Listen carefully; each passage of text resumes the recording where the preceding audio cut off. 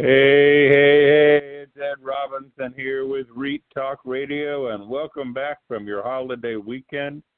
I hope you all had a pleasant Memorial Day. And as I was coming back to work today and thinking about the time I spent yesterday with family and friends, I thought that Memorial Day kind of is a challenge for us as a country to celebrate, because the topic of death itself, Memorial Day tends to conjure up issues that people would rather not discuss. You know, it's much easier to throw a barbecue together and celebrate a Monday holiday in company of friends and family. I mean, that's kind of what it's all about right now and has been for us. But actually, Memorial Day was born from the ashes and loss as a result of the Civil War. You know, the incredible experience of the losing so many men and boys caused the Veterans Association to provide a practical means for families and friends to mourn and honor their loved ones and family members, just as Lincoln prescribed in his Gettysburg Address. I mean, following the Civil War, the nation survived despite incredible odds that it would not. And today, most Americans take it for granted that the United States would endure that Civil War. However, if you're looking back, you know, from the intensity and turbulence of the moment, Abraham Lincoln actually said it was not a certainty that the Union would prevail. And a lot of people take that to mean that he wasn't certain that the North would win. But actually what he was talking about was the fact that he wasn't sure that the United States as a whole would prevail. And it's difficult to reason differently. You know, Lincoln used the words in his Gettysburg Address. He said, "Now we are engaged in a great civil war, testing whether this nation or any nation so conceived and so dedicated can long endure." And what he was saying was that a nation like ours, conceived in liberty and dedicated to liberty and freedom, was not assured of lasting for a significant period of time. And that is a sobering thought. And it's disturbingly similar to confronting one's own mortality, although on obviously a much larger scale. Obviously, and unfortunately, Memorial Day is not the most pleasant of holidays, as I said, due to the original and fundamental purpose as the day to be dealt with the painful experience of a nation's loss on a massive scale. Memorial Day continues to represent the day to remember the sacrifice of those men who gave their lives in service to their country on some distant and foreign battlefield.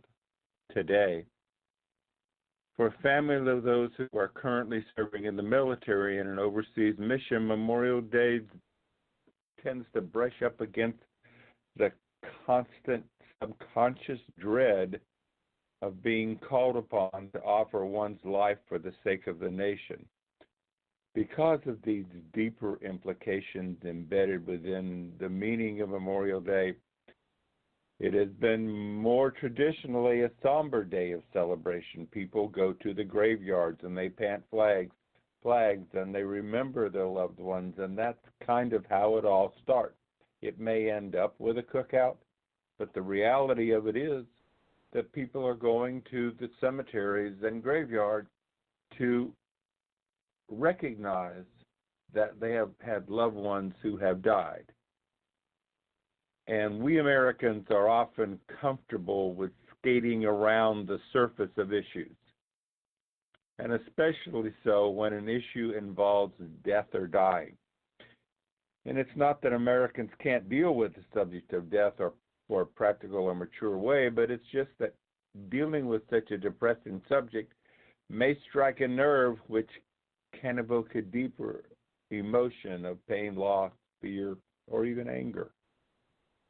So it's safer to skate around that surface rather than plunging into the icy waters of issues surrounding death and dying. Anyone's death can unleash great emotional agony within the circle of survivors. And I can remember that on May 21st of every year, it was a difficult day for my family because I had a brother who at 10 years old died on the operating table when he went in for a tonsillectomy. And as rare as that is, it happens. And I still think back on that day and think back of the somberness of the time and the burying of my brother and how it affected me as a teenager. And unfortunately, it dredges up those feelings, and they're emotional and they're deep. But unfortunately, social and political issues erupt over the loss of loved ones who will never return to their families. And one of the things we need to do as a country is start separating society and social work and the work that we do as people from the political avenue. So I say to you, yet in a really much deeper sense, those who gave their lives for the sake of their country can often get shortchanged. As their value is diminished, such a concept it needs to be fully examined. And of course, to die for one's company can be characterized as a cliche in this day and age with so much cynicism swirling in various quarters of the nation. And those who are willing to give up their lives for their country can be, I don't know how the word, but they're looked upon as senseless patriotic zealots, or worse, some type of warmonger by those who have such disregard for the value of men and women who swear an oath to protect and defend the Constitution of the United States. And ironically, those who swear an oath to protect and defend the country and the Constitution stand basically ready to offer their lives in sacrifice for the protection of the very ones who were filled with disdain for the men and women in uniform who would risk their lives for the sake of others. Those who have sacrificed their lives for the sake of their country should be held aloft, and they should not be shortchanged, nor should the value be diminished in a society founded upon the principles of freedom, equality, and liberty for all. Lincoln got it right in those desperate days when, we were at conflict in the Republic long, long ago. He urged the survivors living to be dedicated to the unfinished work which they fought for and so nobly advanced, rather for us to be here dedicated to the great task remaining before us, that from these honored dead we take increased devotion to that cause for which they gave the last full measure of devotion, and that we here highly regard these dead shall not have died in vain. People don't talk about that anymore, the last full measure of devotion. I think it should be part of everything that we celebrate when someone comes home after losing their life in a foreign country, because they have given it. And it's not that complex a task to reason regarding the cause for which the honored dead of the Union Army sacrificed their lives. It went far beyond for the sake of their country, which resonates more than a nationalistic goal. The men and boys of the Army of the Republic sacrificed for liberty itself, for a land in which a free people inhabit, and we be capable of broadening and strengthening freedom and liberty for all. Abraham Lincoln's conclusion, the hope that this nation under God shall have a new birth of freedom, is so vitally powerful. It was as if Lincoln were trying to personally will it to be so. Such was his resolve. The cause of freedom and liberty for all was the prime cause for which those in uniform were called upon to offer their lives. And if those brave men and boys of the Army of the Republic had not been willing to sacrifice their lives in that dark time, the history of this nation would have turned out much, much differently. Most likely the destruction of the Union and the prolongation of the institution of slavery. Definitely, they did not die in vain. And throughout the other dark times in the history of this nation, the world would have turned out very differently if it weren't for those brave men and women who remained dedicated to their oath to protect and defend the Constitution of the United States of America with their very lives. But in a larger sense, their cause was for freedom and for liberty. Patrick Henry's immortal words laid the very foundation for such perception when he proclaimed, "Give me liberty or give me death." Hopefully, Americans will never forget that freedom is so incredibly precious and liberty can be more valuable than life itself. We're going to take a short break now here, and we'll be back in about a minute, and we'll talk a little bit more about affordable housing. See you soon. Thanks for listening to Building Fortunes Radio. If you sell a product or service, then you should check out PM Marketing's NetworkLeads.com. Just visit www.networkleads.com. For over 18 years, PM Marketing has helped distributors build their home-based businesses through lead generation, website development, automated email delivery systems, and sales training. If you're looking for a way to increase your skills and increase the number of people that see your product or opportunity, NetworkLeads.com can help. To learn more, visit www.networkleads.com. Ask about their lead management system, capture pages, personalized websites, MLM training, humongous blogs, the humongous classified ad network, Building Fortunes Radio, or their webinar schedule. NetworkLeads.com can be your one-stop shop for everything you need. And now, back to our show. Hey, we're back. Thank you. You know, I started my entrepreneurship in real estate as the executive director of a 501c3 in Tucson, Arizona. And I built 135 homes as a land trust to promote affordable home ownership and provide a cornerstone for long-range goals. And throughout the next 12 years, from 2000 to 2012, there was never a time when there was a shortage of properties or buyers for my product. Today, a lot of buyers, those that are buying homes, those that are trying to invest in homes, they're stymied by the dwindling inventory for investment properties. You know, it feels like every property you look at is priced too high for you to make your margin. Our hard money and real estate lenders taking advantage and shying away from all but the most distressed listed properties. Real estate investors can develop the skills and find a way, but developing that skill set will take some time and effort. Real estate entrepreneurs today have fallen into the trap that every property must be a home run. I spoke at a conference several months ago, and to a person, these so-called investors expect to make $35,000 to $60,000 margin on every single property deal.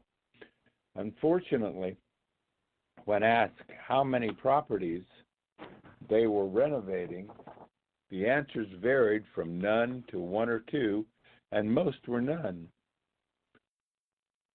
This article will open your eyes to a new market, a new path to profit margin. I offer you the affordable marketplace, a never-ending trough of homes, money, and people. The affordable housing sector presents a tremendous opportunity to investors, and yet it remains one of the most commonly misunderstood product lines. While an increasing amount of institutional and private money has flowed into the sector over the past several years, a variety of common misconceptions exist. And this is what investors really need to know about affordable housing. Number one, I'm sure you've all heard, and if you haven't heard, I'll be happy to elaborate. There's not enough money in affordable housing. The U.S. government subsidizes all types of affordability, whether it's multifamily rentals, single-family rentals, or home ownership. There are funds available to assist the buyer when they occupy the designated property. The funds are available to both the owner and the buyer and can be used to offset renovation costs, provide down payment assistance, pay closing costs, offset development costs, and incentivize developers. Just because it is down payment assistance doesn't mean it won't affect your bottom line. Take a typical home ownership budget. And let me tell you right now that I'm dealing with people in Ohio, Indiana, Michigan, Pennsylvania, in Iowa, Wisconsin, in Texas, Arizona, Florida, Georgia, North and South Carolina. So the numbers that I bring to you are commonplace in all of those areas, which gives you an idea of the widespread investing that's available if you want to take the time to look for it.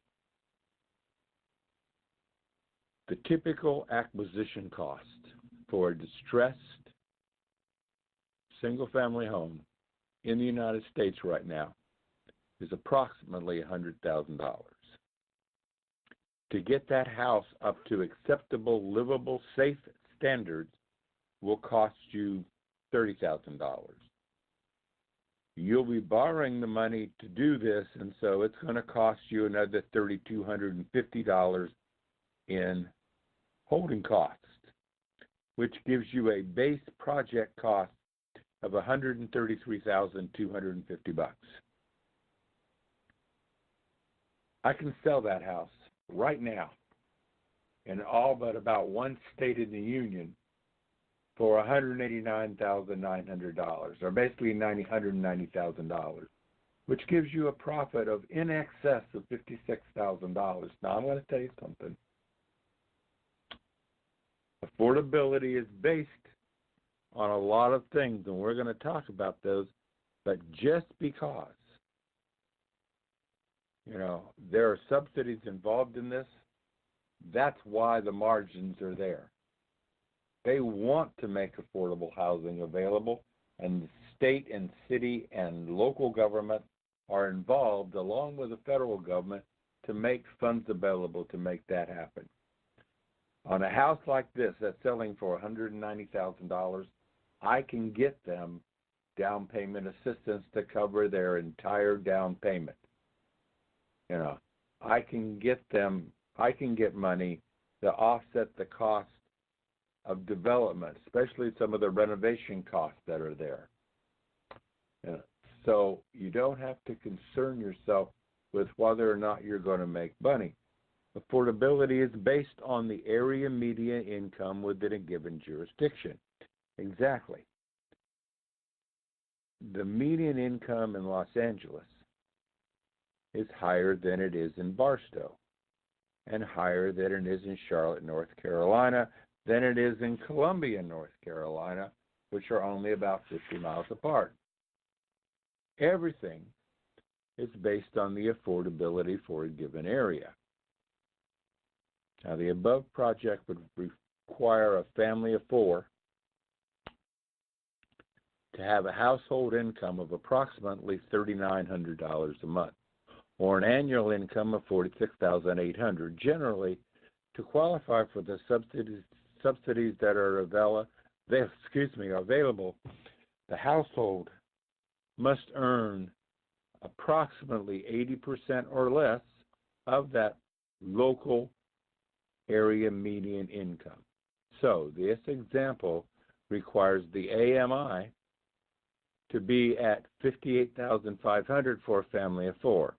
Now, assuming that area median income requirement is met, the family will receive down payment assistance and closing costs to cover their acquisition of the property. Additionally, if the property happens to be in a designated HUD area, additional renovations are available to make it easier for the developer and also reduce the mortgage by as much as $30,000 spent on renovation.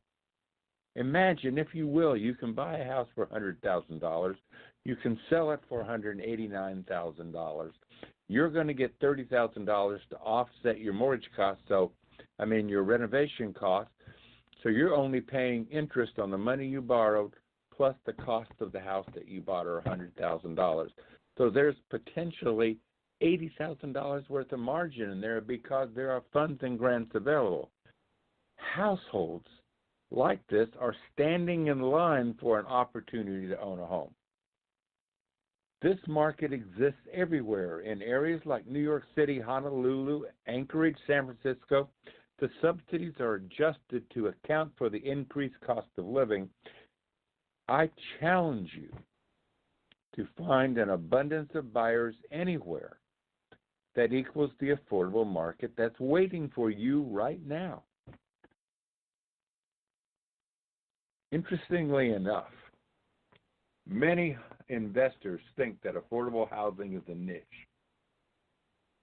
And contrary to popular belief, affordable housing targets the masses and serves the primary rental population in the United States, with about 72% of renters falling into the affordable housing category. The average U.S. household income is $57,000. Now, according to a 2017 U.S. Census Bureau survey, 58% of renters earn less than $50,000 a year. Many affordable housing investors serve households that make between $30,000 and $70,000 a year. This means affordable housing investors are targeting the largest swath of today's rental market, while much of the investment in the sector is geared toward luxury multifamily. Doesn't make a whole lot of sense to me. If you have to invest in a $250,000 or $300,000 condo, in the hopes that you can find a buyer who makes the kind of money that qualifies to pay the kind of rent that condo costs them, and it's going to stay in that rent for a period of time until you can get the condo sold and a return on your investment, versus buying 3 affordable housing models, rehabilitating them, and putting affordable housing families on the street, and off of the street, and into a house, doesn't make sense to me. During the past several years, there has been a rapid growth in that luxury department development throughout the country. Investors and developers are pouring massive amounts of capital into the sector, and new luxury apartments are popping up all over the place. This has many investors wondering if targeting renters who make in excess of $100,000 a year, but yet only account for about 15% of today's U.S. renter market, is a good idea. Now, naturally, with this huge increase in development and investment in sectors that only 15% of the renters can afford, would certainly be cause for concern. There is simply not enough demand to sustain the growth in this supply. Affordable housing, on the other hand, targets the largest segment of renters and gets the rap for being a niche investing. So how did 50% become the mainstream and 72% become a niche? The common misconception is affordable housing only targets ultra-low income residents, when in fact it provides housing to arguably one of the largest and most significant rental cohorts in the United States, the average American. It produces huge returns. Many investors believe that, affordable housing investments that the affordable housing investment for the opportunity it returns is much lower compared with market rate apartment investment. There is widespread misconception that could not be further from the truth. Affordable and workforce housing investments increasingly provide risk-adjusted returns that are consistent and oftentimes exceed market rate performance. The reason? Affordable housing is the only sector that has unlimited demand and very limited and often diminishing supply. In addition, compared with market rate apartments, affordable and workforce housing are in a sense recession-proof and provide downside protection for investors. Exceptionally strong demand exists for affordable properties in times of economic prosperity and economic uncertainty. In fact, demand in this sector is almost always growing. In times of economic prosperity, rents and home prices tend to rise much faster than wages, resulting in increased demand for affordable housing. And in times of economic uncertainty, when economic growth, job growth, and other factors may slow, demand in the sector goes up. So, demand constantly increases regardless of the stage of the market cycle. Yet supply cannot keep up with its growing demand and in many cases continues to fall behind market demand. Each year, more than 100,000 affordable units are lost to obsolescence or substandard conditions resulting from poor management. Others are lost to conversion to market rate apartments. Many affordable housing developments are developed using low-income housing tax credits, which require they remain affordable for a certain number of years. As these tax credits expire, the apartment units risk conversion. This epic influx of market rate units can be seen in a variety of United States. New York, for example, has 45,520 affordable units at risk for expiring and converting to market rate in the next 5 years. California and Texas are right behind with 45,000 and 32,000 each at risk of expiration. Because of this rising demand and diminishing supply, affordable housing rental units experience little to no turnover and are almost always 100% occupied. They have an occupancy rate nationwide of 98%. This is so much better than market rate, which averages about 50% turnover, and the high turnover rates come at a cost, usually in lost revenue while the unit is vacant, and the administrative and marketing cost of securing a new resident.